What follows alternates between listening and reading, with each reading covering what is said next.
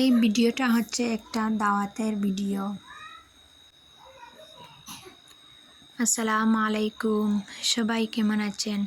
আশা করছি আল্লাহ রহমতে সবাই ভালো আছেন। আমরাও আলহামদুলিল্লাহ ভালো আছি। সকালে চা নাস্তা করার পরে ভাবছি রান্না বান্না শেষ করে নেব। বাসি কাজ আগে করে ফেলেছি চা নাস্তা করার আগে। ঘরের যাবতীয় যেসব কাজ থাকে সেসব কাজ রান্না করার পরে করব। ঘরের কাজ করতে করতে তারপরে এসে রান্না করতে অনেকটা দেরি হয়ে যায়, তারপর খেতে খেতে আরও অনেকটা লেট হয়ে যায়।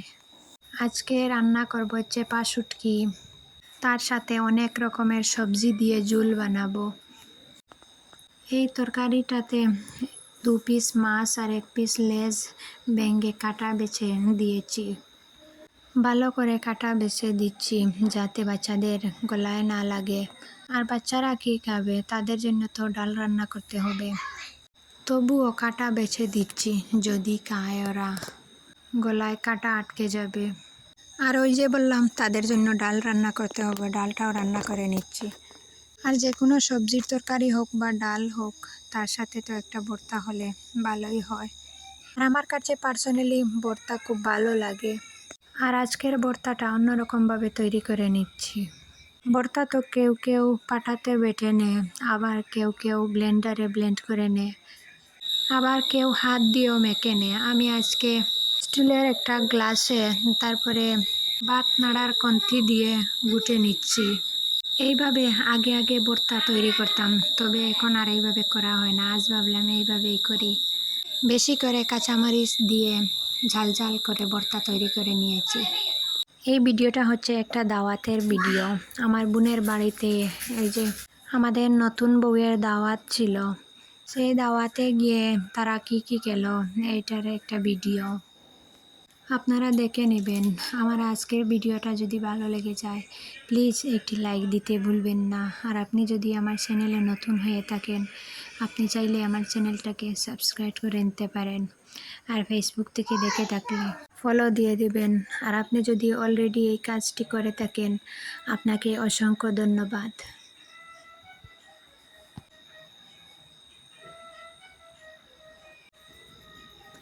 খাওয়া দাওয়া সব শেষে মিষ্টি দেওয়া হয়েছিল, দই মিষ্টি।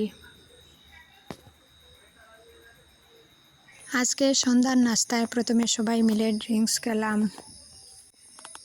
আমার মেজো ভাই বাড়িতে একা ছিল, তো সে আমার বাড়িতে এসেছিল।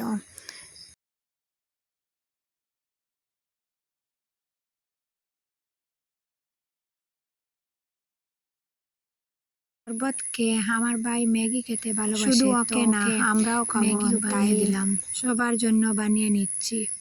ম্যাগিতে দেওয়ার জন্য একটা ডিম আর একটা টমেটো, পেঁয়াজ, কাঁচামরিচ দিয়ে মেখে রেখেছিলাম।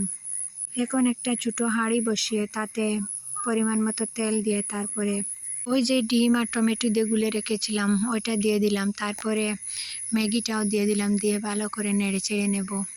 ও বলতে ভুলে গিয়েছিলাম, ম্যাগির মশলাটাও দিয়েছি। হলুদ, শুকনো মরিচ ব্যবহার করিনি, কাঁচামরিচ ছিল তাই মশলার শুকনো উপকরণগুলি আর ব্যবহার করিনি।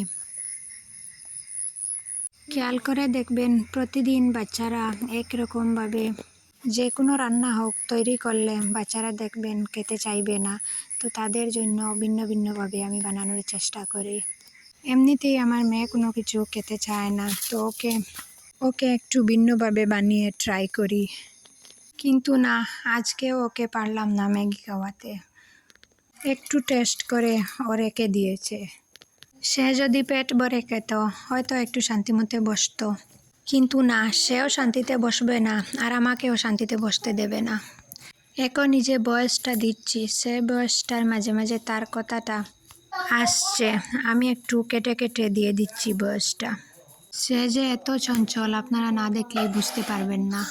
আচ্ছা যাই হোক, সন্ধ্যার নাস্তায় আরেকটাও ছিল হচ্ছে মুড়ি মাখা। অনেক কিছু দিয়ে আজকে মুড়ি মাখা করলাম। পাঁপড় ভাজা, চানাচুর ভুজিয়া, হলদিরাম ভুজিয়া, টমেটো, কাঁচামরিচ, পেঁয়াজ, সাথে ডালমুটও ছিল। আর মুড়ি না হলে তো মুড়ি মাখাটা চলবেই না, তো এটাকে আমরা আঞ্চলিক ভাষায় বলে থাকি বারো মজা। সন্ধ্যার নাস্তায় প্রায়ই বারমজাটা বানানো হয়। এটা হচ্ছে একটা শর্টকাট নাস্তা, তো আমি এটা প্রায়ই বানিয়ে থাকি।